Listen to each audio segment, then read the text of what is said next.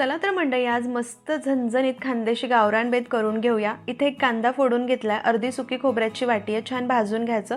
खोबरं लगेच उलटून पलटून भाजून काढून घ्यायचं, कांदा भाजू द्यायचा। कुकरमध्ये तेल गरम केलंय, त्यामध्ये चिरलेला कांदा परतून घ्यायचा। त्यानंतर हळद, धनेपूड, कोथिंबीर, थोडंसं पाणी घालून मिनिटभर परतायचं। इथे अर्धा किलो मटण स्वच्छ धुवून घेतलंय, त्यामध्ये घालायचं, मीठ घालून एकजीव करायचंय। कुकरचं झाकण वरचेवर ठेवून मंद आचेवर 5 मिनिटं वाफ काढायची। त्यानंतर गरजेनुसार गरम पाणी, कोथिंबीर घालून झाकण लावून 5 ते 6 शिट्ट्या करून कुकर गार करायचा। भाजलेलं खोबरं चिरून घेतलं, मिक्सरच्या भांड्यात काढायचं। त्यामध्ये भाजलेला कांदा, आलं लसूण कोथिंबीर, अर्धा टोमॅटो, थोडंसं पाणी घालून काळं वाटण करायचं। मटण सुद्धा छान शिजलेलं आहे। 2 चमचे तेल घेतले, त्यामध्ये 2 चमचे खानदेशी काळा मसाला, काश्मीरी मिरची पावडर।